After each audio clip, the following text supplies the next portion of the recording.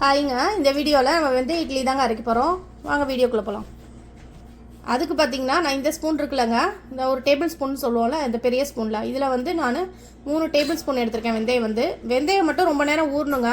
6 hours minimum ஊறணும். இது ஒரு டேபிள் ஸ்பூனுக்கு வந்து இந்த 1 டம்ளர் போட்டால் கரெக்டாக இருக்குங்க. இந்த 1 டம்ளர் அரிசி போட்டிருக்கேங்க. நிறையா இதோட நிரப்பி எடுத்துக்கலாங்க. இதில் 1 டம்ளர் அரிசியும் 1 டம்ளர் அரிசிக்கு 1 டேபிள் ஸ்பூன் வெந்தயங்க. ஸோ நான் இது 3 டேபிள் ஸ்பூன் வெந்தயம் போட்டுருக்கனால 3 டம்ளர் இதில் அரிசி வச்சுருக்கேங்க, ஊற வச்சுருக்கேங்க. அரிசியும் வெந்தயத்தையும் தனித்தனியாக நான் 6 மணி நேரம் ஊற வச்சுருக்கேங்க.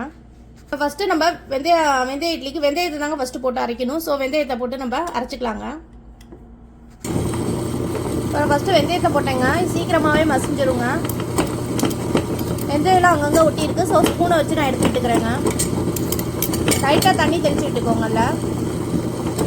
வெந்தயம் பார்த்திங்கன்னா நல்லாவே மசிய ஆரம்பிச்சிருச்சுங்க. 5 மினிட்ஸ்லேயே நல்லாவே மசிஞ்சிருங்க.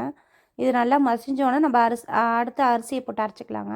இதோட சேர்த்து நம்ம அரிசியும் போட்டேங்க, அதோடய சேர்த்து போட்டுடலாங்க. நம்ம மாவு எப்பொழுதும் அரைப்போலங்க, அது மாதிரி இதை அரைச்சி எடுத்துக்கணுங்க. அரிசியும் நல்லா மசிஞ்சிருச்சுங்க. இது எனக்கு பார்த்திங்கன்னா ஒரு 25 மினிட்ஸ் ஆச்சுங்க. இப்போ நான் பாத்திரத்தில் எடுத்து வலிச்சு வச்சு உப்பு போட்டு கரைச்சி வச்சிடணுங்க. இந்த மாவு பார்த்திங்கன்னா நல்லா புளிக்கணுங்க. அப்போ தான் வெந்தய இட்லி நல்லாயிருக்குங்க. நைட்டு ஃபுல்லாக புளிக்க வச்சிட்டேங்க. இப்போ மார்னிங் ஆகிடுச்சு பார்க்கலாங்க. பார்த்திங்கன்னா நல்லா பொங்கிடுச்சுங்க. மாவு நல்லா சூப்பராக பொங்கிடுச்சுங்க, மேலே வந்துடுச்சுங்க.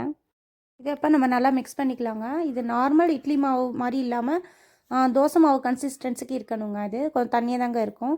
இந்த மாவை நம்ம இப்போ தண்ணி ஊற்றி கரைச்சிக்கலாங்க. இதை நான் நல்லா கரைச்சி வச்சுட்டேங்க. தண்ணி ஊற்றி நம்ம அடுத்து இட்லி ஊற்ற வேண்டியதாங்க.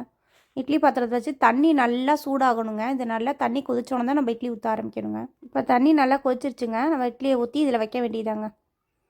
நான் ஆல்ரெடி இட்லி ஊற்றிட்டேங்க. இப்போ இது கரெக்டாக 10 மினிட்ஸ் வேகட்டுங்க. நம்ம வெந்தோன்னே பார்க்கலாம். பார்த்திங்கன்னா 10 மினிட்ஸ் ஆகிடுச்சுங்க. இட்லி நல்லா வெந்துருச்சு. நம்ம இதை எடுத்து ஆற வைக்கலாங்க. இப்போ நம்ம வெந்தய இட்லி ரெடி ஆகிடுச்சுங்க. எவ்வளோ சாஃப்டாக இருக்குது பார்த்திங்களா?